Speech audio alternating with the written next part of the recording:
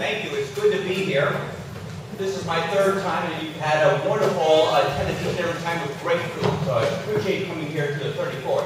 My name is Mark Malosha. I'm the state representative from Federal Way, and I'm running for state auditor for one purpose: to restore trust in government and make sure we have the best run, most efficient, effective, and ethical government recognized by that in this country.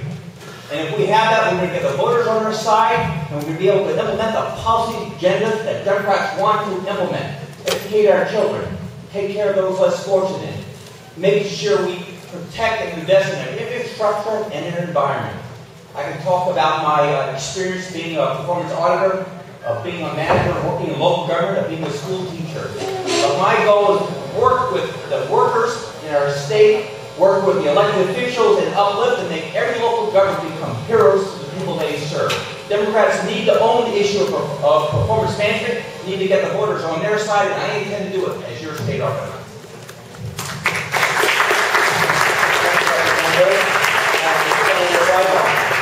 Good evening, everybody. Really do appreciate the opportunity to be here tonight. My name is Craig Pridemore. I am a professional finance manager, a former Clark County commissioner, a local government official, and the head of many of our local governments in Southwest Washington. I've been in the Senate for the past 8 years. During that time, I've served the Senate Ways and Means Committee the entire 8 years, including 2 years as vice chair for the operating budget, during which time I negotiated and drafted the Senate's operating budget.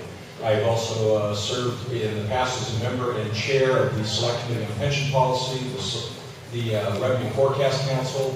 I currently serve as chair of the Government Operations, Tribal Elections, and Elections Committee, which has oversight of both state and local governments, and also chair the Joint Legislative Audit Review Committee.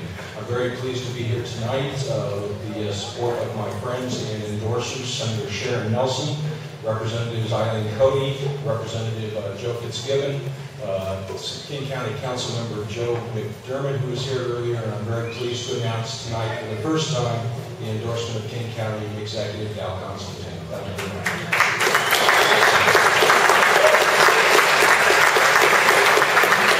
All right, so for the questions, let's just alternate who goes first. So Senator, you can take this one first. You'll be given 1 minute to answer the question. Give us your impression of the outgoing auditor's performance, the current condition of the auditor's office, and what you will do to improve both. I think it's, Brian Sunday has largely done a very good job, particularly in the areas of financial audits. Performance audits, which were approved by voters in 2006, are relatively new and are still being implemented and decided exactly how to conduct those. I think it's very important in the area of performance audits that they be conducted in this collaborative process as possible. Most of our local elected officials and most of our local financial folks and program managers are doing the best job that they can. They're very sincere. They have a great many excellent ideas for how to improve things. The State Auditor's Office should be a partner with them in helping to develop new ideas and implement those. I'd love to see us become a lot more proactive in providing support to those local governments and state agencies and giving them advice up front in advance of the performance audit to give them ideas on how to improve without us just coming in and coming from outside and telling them how to do their operations after the fact. Brian Sontag in our state auditor's office is the best state auditor's office of the 50 states. My intention is to raise it to make sure it's the best audit agency in the public or private sector. I firmly believe that state employees and public employees in our state can be as good as or better than the best in the private sector. I intend to make sure we have quicker, faster, cheaper audits. I intend to hold a state auditor's office for getting good results and for satisfying the people that we audit. I've been in the performance management game. I've been doing performance audits for 25 years. I've audited hospitals, schools, government agencies, nonprofits, small businesses, Fortune 500 companies.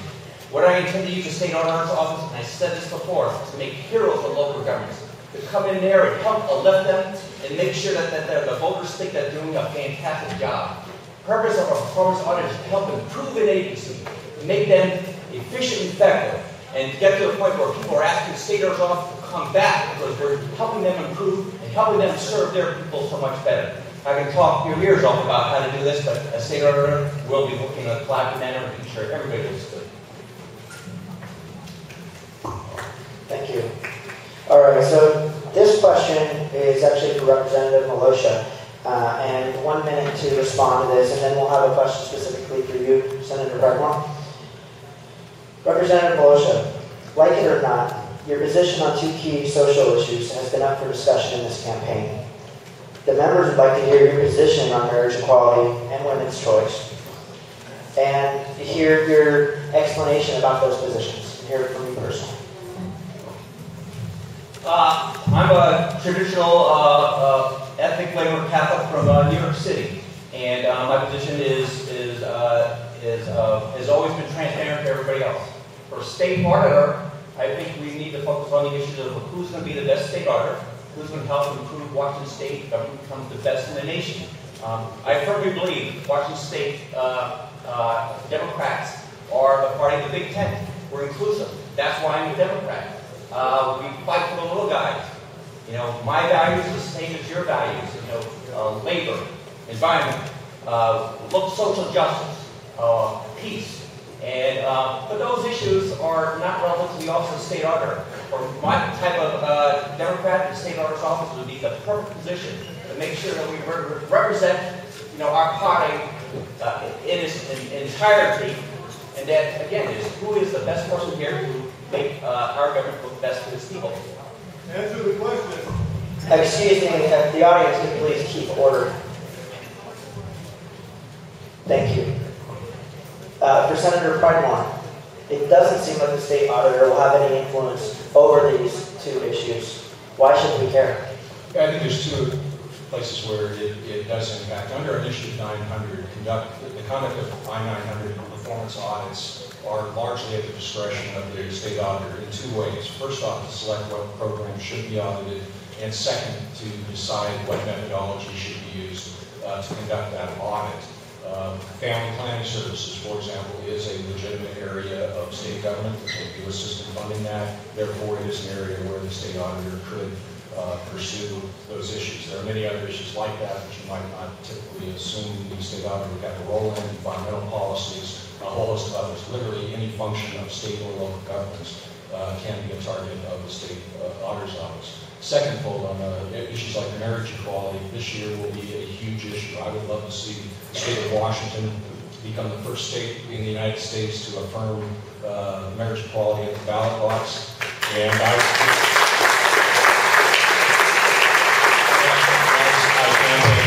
will be campaigning very hard on that issue as well. Microphone. There we go. Thank you. This next question, Senator, will be for you first. 1 minute for each of you to respond. The question is, what is your stance on contracting with private companies to do the state's audits?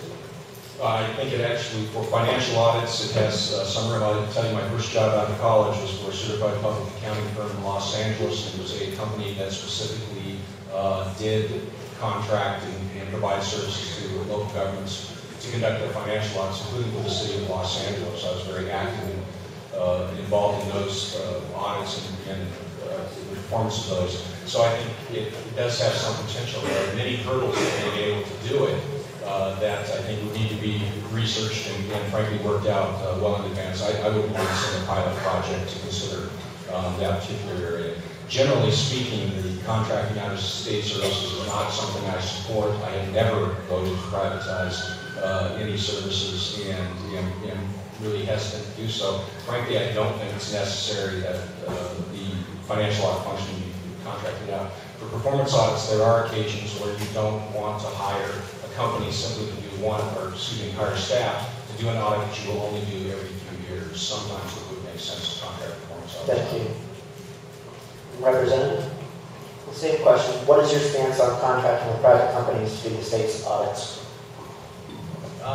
I've been clearly on record. I'm the only candidate that did not vote to privatize state services when we set up the Department of Enterprise Services. I firmly believe that public sector employees can do a better job than private sector employees. They're more flexible, they have a different motive, it's not the profit motive. And I think their expertise is as good or better than the private sector. I've audited and I've worked with private sector and public sector auditors. I'm fully convinced that the only way the state is going to improve is by we lead with our state employees.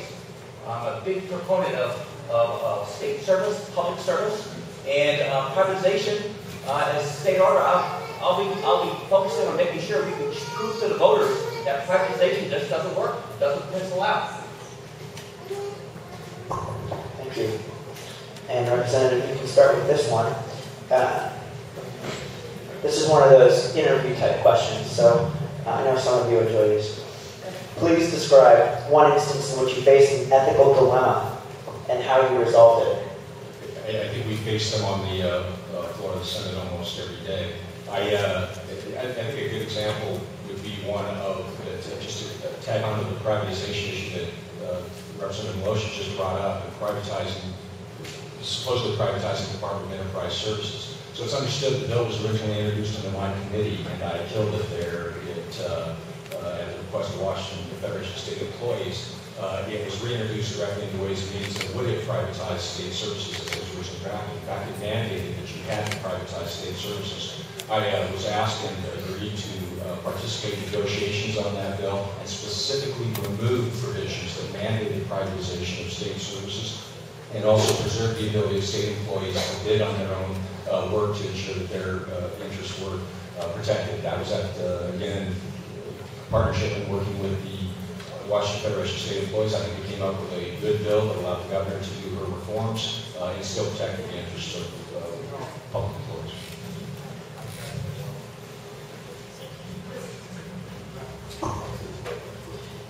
Representative, please describe one instance in which you faced an ethical dilemma and how you resolved it. I think the people expect in their legislative officials is great talk, no nonsense. Make sure they're telling the truth, they're consistent in their application of their values and principles. When the voters understand that, they can read you to know exactly how you will be working year after year after year. And I try to do that for myself and every organization I've been with, making sure that I'm consistent in the application of my values. And you can talk to my colleagues, whether they agree with me or disagree with me, on the issues of the policies. I treat everybody fairly and justly, making sure that we put forth ethics as the highest goal. And as Craig mentioned, in Olympia, it tests you every day. And I'm proud to say that I am consistent with my values, right or wrong, whether you disagree with me or agree with me, but you'll know where I stand and where I'm going. All right, thank you. And Representative Milosha, you can start with this one as well. Common in Washington's political discourse, sometimes unfortunately, is a belief that there are gross inefficiencies in the operations of government at all levels. Do you agree or disagree with this, and what will you do about it? That is what I've been advocating, is to eliminate the gross inefficiencies in the government. I've implemented quality management, lean. I've measured waste. There's actually, I don't know if you know, that 7 types of measurable waste that I've measured, and the book says you can measure in any organization. I passed a bill that was vetoed by the governor, said that we'll measure waste in every agency and show the voter that we have a plan to reduce it, so we can pass our initiatives to raise funding. So, and on a scale of 0 to 100, we're at about at the 35% level as far as efficiency and effectiveness. I intend to get us up to the 80%, which is better than most private sector firms. So yes, there is waste in government. The Elway poll that just came out, those of you who look at public poll that was up there, said that the voters overwhelmingly said there's waste in government, and they're demanding us to eliminate. And that is what I've been promoting year after year in Olympia. Democrats need to own this issue. When the voters think which party is going to restore trust in government and get rid of waste, I want them to think Democrats, not Republicans. So yes, there is efficiency, and yes, in 6 years we'll be better than Boeing as far as waste in government. Better than Microsoft. Thank you. And Senator, same question. I don't believe that there's gross waste in government. There is waste. There is waste in every human organization. It's part of human nature. I'd like to point out that the comic strip Dilbert is not written about government. It's written about business. That's a fundamental reality. I think as we go forward, and again, we go back to my original point about having local elected officials and local public servants who work very hard to try to minimize waste. That perception of waste is something that we can deal with, and by again working in a collaborative process. Some of the things that we do today, the state auditor's office will come in with accountants, simply accountants, do a review of an organization from a purely accounting standpoint, express opinions about that completely on their own and separate from the organization. I think we should be working with those organizations. I think those organizations should be putting forward the ideas and the recommendations for improvement. It just isn't something that should be used to grab headlines for the state auditor's office.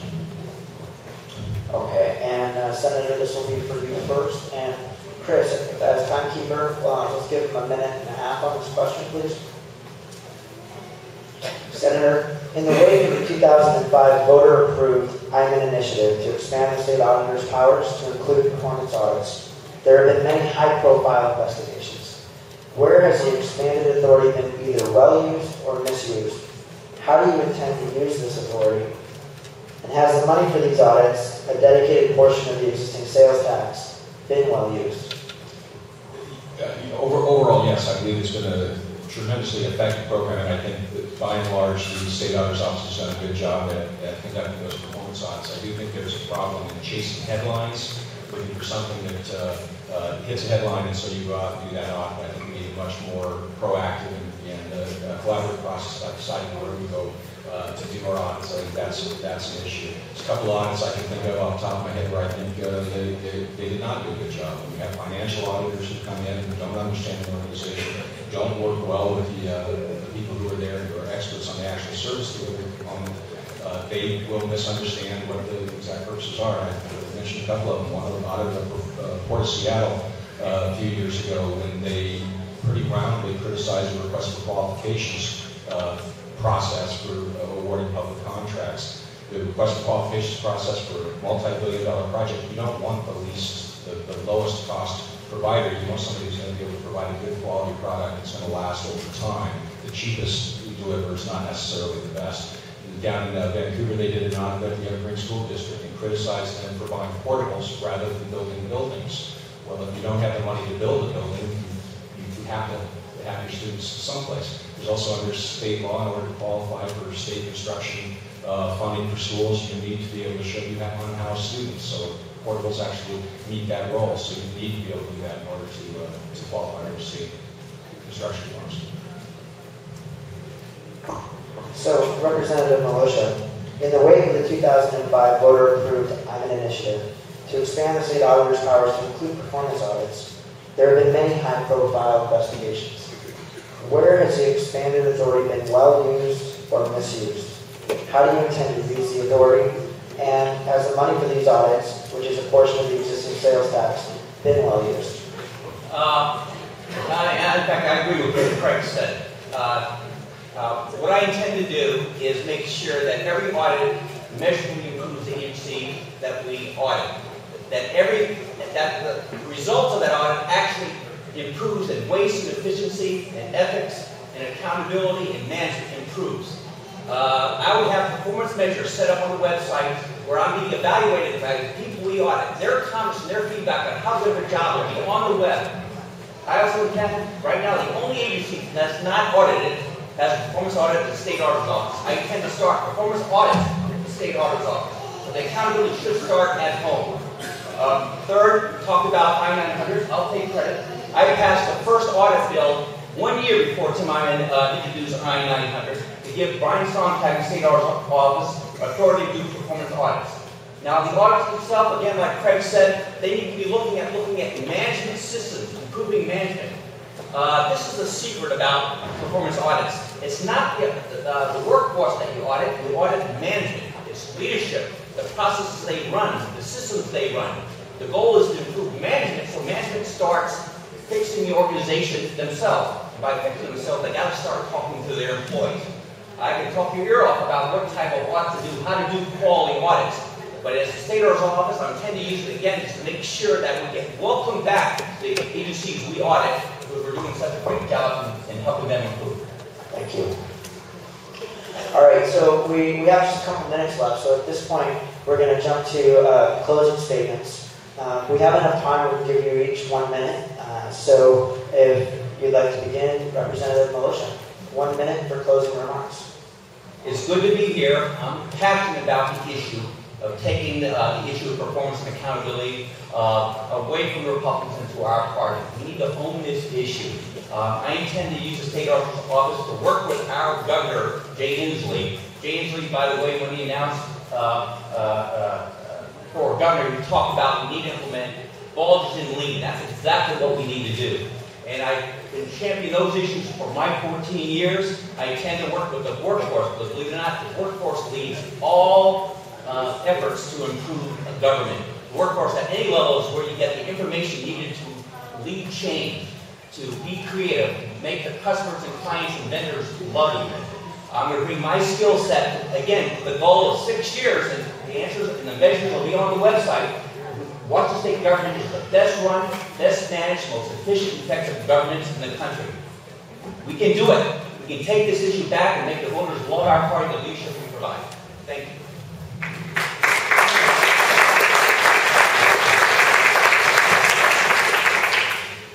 Well, the state auditor's office is a large and complex one. They have 350 employees spread over 17 offices statewide. More than 250 of those employees are auditors. I would respectfully suggest the state auditor's office doesn't need another auditor. What it does need is somebody with leadership and management skills to be able to run that office in a way that is efficient and responsive to the citizens of this state. That's my background. That's my striking this campaign. That's what I've been focusing on for the past several months.